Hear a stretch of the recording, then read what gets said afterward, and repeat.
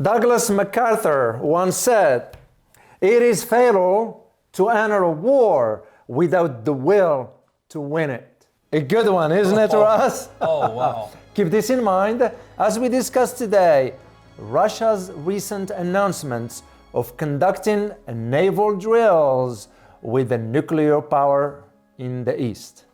My name is David Waralou. And my name is Dr. Ross Stewart. And you are watching Geopolitics in Conflict. Russian President Vladimir Putin has overseen nuclear exercises, fueling fears of an escalation in the war in Ukraine. Putin previously warned he'll use all means available to defend Russian territory. Kremlin said that ballistic and cruise missiles had been fired from land, the sea, and in the air. The drills included multiple practice launches of ballistic missiles in what Moscow says was a simulated retaliation for any nuclear attack on Russia. The world is random, meaningless, chaos, or is it? How do some of the best, wealthiest, and most powerful people seem to know what's coming before it happens? Well, one way is that they create the circumstances in their favor, but the other is that they know how to read the world's stage and spot patterns and trends in key areas. They don't get lost in the overwhelm of endless information. They know what's important to pay attention to using their own formulas, and most importantly, they know where to put that information to actually make it usable. Would you like to be able to do the same thing? Well, we have a course that teaches you to do that exact same thing. It's called No Nonsense Politics. So if you want the leg up that some of the world's brightest have, as well as an online community of people who think for themselves just like you, check it out. Link in the description box below. From 2012 to this week, China and Russia have been doing these drills.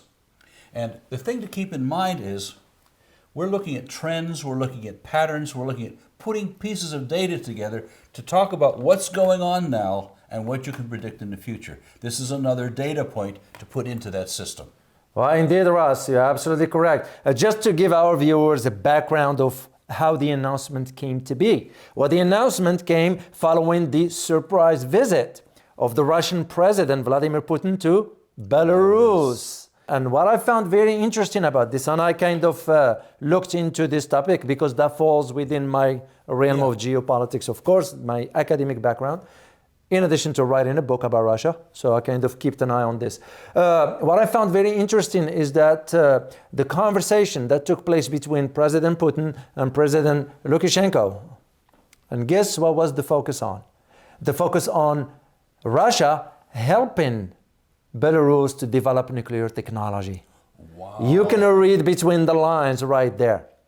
And I can tell you personally as an analyst, the one reason and one reason only that statement was stated is to send a message to NATO, the West, and the United States, of course. Of course. But the key factor to this has to do with two countries, Finland and Sweden. Why is that? You may ask. Well, the reason being is because pending their admission to NATO, Russia wants to send a message that make it clear that if Finland and Sweden, assuming they get accepted into NATO, ever decided to place nuclear weapon on their territory, that is the reason why Russia wants now to help Belarus develop that nuclear technology. Remember, Belarus used to be under the Russian... It used to be part of the Soviet Union. Yeah, back then. So that's to me the message that they are sending by statement such as the one Vladimir Putin made. You know, this keeps getting more and more interesting. Yeah. And we're seeing all these reflections of the friendship between Vladimir Putin and Xi Jinping going, and now this 12 years now, and I guess this is the 13th time, that these military drills have gone on. And you know, the claim is that this is all for peace in the South China Sea and the Far East. And I can't say that they're wrong. Yeah, that's to me personally, it's a message clear message to the United States regarding, even though the defense ministry in Russia said that the purpose of the exercises are to train on maritime security. But this one has to do more than that. It's by sending that message to the United States as far as security in the Indo-Pacific. Yes. That is the reason for it.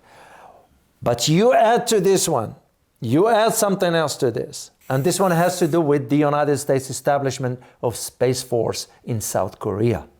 That just to me, it's clear as day why the Russians saying what they're saying. Well, you take a look at North and South Korea and the missile technology of North Korea, and now we see the Space Force wanting to do something for China and North Korea. Yeah. To defend South Korea from it. Yeah, that's what it's aimed at, Ross. That's what it's aimed at. I can't remember exactly how many years the armistice is. It's like 70 years since the armistice was signed between North and South Korea, as opposed to a peace treaty and peace. Yeah. No, it's an armistice, but they're still technically at war. Yeah, that's basically what it is. But given how North Korea has been conducting missile tests, the U.S. is concerned. And as Japan is concerned, and South Korea is concerned. how to be terrorized by it. Yeah, and that's why I found it very interesting that here is the Russian president in one location and making a statement about a different location altogether. Because usually in international relations, context matters. Yes. It matters that a statement like that will become public, of course, and it's enough to send a message to the West, to the US, to NATO. Is anyone listening? Somebody is. We just don't, I'm not sure who. I agree. What's interesting also, and I read the transcript of the Russian president's statements. One thing also is interesting is that he sent another message to the EU, economically speaking. And let me quote here, I found the quote that, so the Russian president added that we have reached about $31 billion in trade between us, meaning Belarus and Russia, and we will reach $40 billion by the end of this year, end of quote. To me, that's another message. I see the writing on the wall regarding the energy. And here's the thing that most of us Americans do not know. And as a matter of fact, the Western media is not even disclosing. Do you know, Ross, that Poland and Germany are asking Russia for oil? It's about time.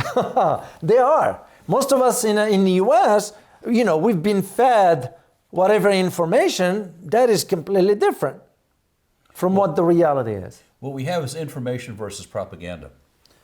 Clear. Yeah, you can just see that. That's to me another message that Russia is sending to the EU, because EU has shot itself in the foot. They're realizing now with the shortages of gas, companies are shutting down in Germany. You got a chaos, social chaos in France. You got a Britain, UK, even though it's not a member of the EU, but it's collapsing, economically speaking. You got tensions in Germany. As a matter of fact, I read somewhere from overseas that they had some demonstrations, if you might use the term, in Frankfurt. Really? Yeah. I just found that out last week. As we know, Frankfurt is really the conservative business hub of really Europe, but Germany for sure. Yeah, exactly. And when you take this into consideration, okay, you add now, for example, Poland rejecting the aid to Ukraine of $18 billion. It's almost following in the footsteps of Hungary. Hungary did the same and was labeled as blackmail. Well, guess what? They succeeded. They succeeded because the European Parliament bowed to Hungary's pressure and allowed the release of funds. It was supposed to release about 7.5 billion euros, but that amount decreased to 6.2. And we'll provide you a link to all this. I've been following on this because I had a phone call last week with some individuals in Europe, and I was asking some key questions. They are on the ground, they're seeing this. So this is where I put the statements by the Russian presidents regarding the economic coordination with Belarus within that context. That's how I see it. So what we're seeing is there's a real shift in alliances going on right now.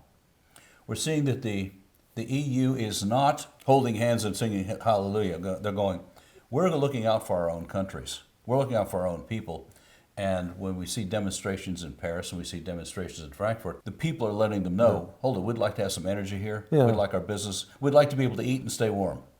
Oh, what a concept. Exact. You're right. So what happened to unity in Europe? It went away. That's interesting. Well, you take a look at how really different the populations are. Yeah. Different, and you say, well, it's Europe. No, it's not Europe. It's a vastly different groups of people sort of whittling themselves together for temporary economic gain. Well, the world events took the economic gain of their unity away from them. Yeah. And so now they're splintering off and saying, we're going to take care of ourselves first. Are they to blame for that? They're responsible for it, but they're also responsible to their own people to give their people the best possible representation and the best possible life. Yeah.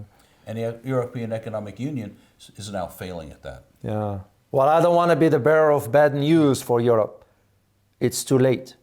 You know why? You know why I'm saying this, Russ? And again, I think outside the box. Yeah. And I like to see things from a different perspective. Why am I saying this? I'm saying this because I am watching the trends of how the financial market is moving towards, not all of it in the West, but some of it, mainly in Global South, moving towards using gold for oil. To me, that's the writing on the wall, and I'm seeing it go in that direction. So by the time European will catch up to, it will be too late. Yeah. Anyway, I read the transcript for the negotiations between the European Union and Iran regarding the revival of the nuclear deal. We're gonna do a video on it, detailing exactly why, but we can share this with our viewers. It's not. Do you know why the European wants to reach out to Iran? I assume for the oil. Yeah. Well, not only oil, it's gas, because Iran is is second or third in the world in gas. Liquefied natural gas? Yeah, they are. But here is the thing. European Union cannot do anything without the US approval. Currently. Yeah. So, and makes you wonder, will the European Union ever stand on its feet? This has been a discussion for quite a long time. And the general consensus is they have no real incentive till now because the U.S. nuclear umbrella, New York forces, and all the rest of it. And all that. Yeah, but hey, it's cold in Germany now. I know. And now they are realizing that, especially with now capping putting the price cap on the gas. Oh. This is why I'm seeing that trends again. More and more, and I bet you this, Ross, I could be wrong, of course, but I trust my instinct. My instinct is telling me that I bet you what you're going to be seeing moving into 2023 and forward is that OPEC, the oil producing exporting countries, BRICS, and BRICS Plus, they're going to be moving towards adopting the gold for oil instead of the US dollar. That's where I see it going. Sometime in the future, yeah, I suggest we do a show on what that really means to the American people when the dollar stops being the petrodollar. Oh, that would be. It's going to have a huge impact on the U.S. economy. That would be a fantastic. It's going to touch every American. Yeah, why don't we do that, Ross? We'll have to. Of course, just for you guys to know, it takes us time to do the research and get the right information so we can provide you insights. This is not about just the news, whatever. We don't do news, right? No. Yeah. Ever. There's lots of places you can get some version of the news. Yeah, we don't do that. So. We're not interested in doing that. Well, let's go back to our topic about the Russia's naval drills with the nuclear power in the east. Which country are we talking about? China. That's the only nuclear power in the east. So, well, the drills, basically, we're not going to get into what's involved in it and so forth. The drills, by the way, it's going to be between December 21st and December 27th. You're absolutely correct. And that's where it's going to be. It's going to be on East China Sea. That's where it's going to be conducted. What I found very interesting, what's going to be involved, as I said, we're not going to talk about what's involved, like the live missile launcher is going to be included into the drills. They're going to also include anti-submarine. Yeah, so you can just see anti-submarine drills. Maybe Australia ought to go ahead and buy those 9 submarines. If they can afford it, Oh my God. Yeah. Well, then They at least have some good targets. Yeah, you're absolutely correct. But I found this not only the trip of the surprise visit, rather, of the Russian president to Belarus, and the statement of this comes on the heels of two main things. One of them is the statement by none other than former Secretary of State Henry Kissinger. He is calling now for a negotiated peace in the Ukraine conflict. Of course, Ukraine dismissed his call for that. That's one. At least Zelensky did. Yeah. And the second one that I found interesting, it comes also on the heels of U.S. defense budget. The $858 billion with $1 billion a year for Taiwan. So you can just see the pieces together. It's like a puzzle. Yeah. And I have to put the pieces together. But you keep working at it, and the puzzle does come together. Like as we keep saying over and over again, a whole lot of these things are not a mystery. The immediate event might be, but when it fits into the overall pattern and the overall trend, it fits perfectly into, yep, that piece of the puzzle fits, and here's what the overall picture is starting to look like. Yeah, and that's usually how trends are. Yeah. Trends are nothing but the pieces in the big puzzle, in the historical puzzle, shall we say. And what do you know? That's what we're about. Yeah, that's always what encouraging. Yeah. Look at the pieces and put the puzzle together. Yeah. If you're going to know where you are, you're absolutely correct. What to do. You're absolutely correct, Russ. And this is why I'm realizing, I'm seeing the writing on the wall as far as, okay, why all of a sudden you get statements like this, and what can they be related to? You know, in the case of the $1 billion to Taiwan, it's because of what's coming in 2024. Oh, the elections. Yeah, so you can just see. So is the U.S. pre-positioning itself for that? Maybe, maybe not. Also, how would you explain the U.S. establishment of the Space Force in South Korea? You know, all those pieces fit together to form that geopolitical puzzle that now everybody can understand. And this is what we're trying to do, is to simplify that understanding. Yes. So that's the whole purpose of it for this one. So, well, there is one concern that has been in the West, the debates that's been going on about the China-Russia rapprochement. There are those of us who say, oh, it's just provisional. It won't last. It won't happen. You know, some time ago we did a deep dive into what's really going on between Vladimir Putin and Xi Jinping. They seem to genuinely like each other. They took a vacation together for several days. If it's just for political reasons, people don't do that. No. They seem to truly enjoy each other, and they share a lot of common interests and a lot of common threats in the world. Yeah. And so they have, first of all, they personally like each other, and the second thing is they have a joint adversary that they're planning, that they're taking very active plans to neutralize. About Russia, that's what I disclosed about, that the rapprochement between Russia and China, it's basically what is going to be much bigger regarding the shifting of the global order.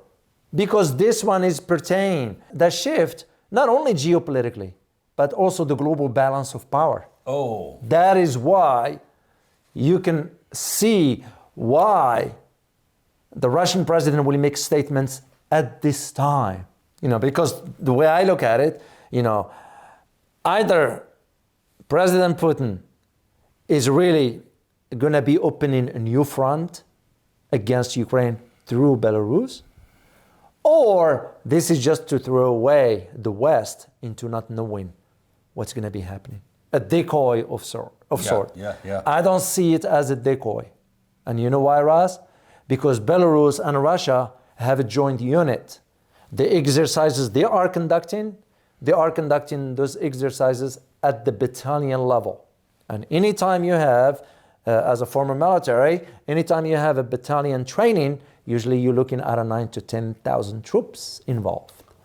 This is not a small matter. So this is how I put the pieces together, by seeing it move in that direction. So the only question that's going to be now for both Beijing and Moscow is whether they're going to play their strategic cards the right way. Certainly seeing Vladimir Putin do a lot of thinking, a lot of experimenting, and not rushing into things stupidly. Yeah. And you certainly see that in the Ukraine with how conservative they've actually been until now. Yeah. No, he tends to be very strategic and shrewd. Yes. There is one thing Western intelligence agencies all agreed upon, is how shrewd and smart President Putin is. Now, they all agree on this one. I know this for a fact. Tracking him since 1991, Yeah. this man managed to take an absolutely ruined country. Yeah. He didn't do it alone, No, of course. but he took a ruined country that went through years. As a matter of fact, I just had a conversation with a Russian person who lived through it and said it was holy hell here in Russia. He said from 1991 on, it was bad for about almost a decade. I mean, you didn't hear about it in the news, but it was a horror living here. Food, safety, violence, on and on. That man took and wired that country together to now it's a major world player. And as my latest report from Moscow is, life in Moscow is more pleasant than it's ever been any time in recent history. It's we have everything we want and need, and we're doing very well. Yeah. Well, it would be interesting to see. I'm going to keep an eye on these drills and see what the outcome. By the time you watch this video, most likely the drills will be conducted. Usually those drills are only for a few days. Yeah. Sometimes 2-3 days. That depends. The longest one usually goes for 1 week. That's about it. So. And that's what this one is with China and Russia. Most right now, likely. about a week. You're absolutely correct. Any final thoughts, Ross, before we close this out? I think we did the job. All right. I hope you'll find this very informative. And as always, prepare yourself for a changing world order. Till next time. Bye-bye.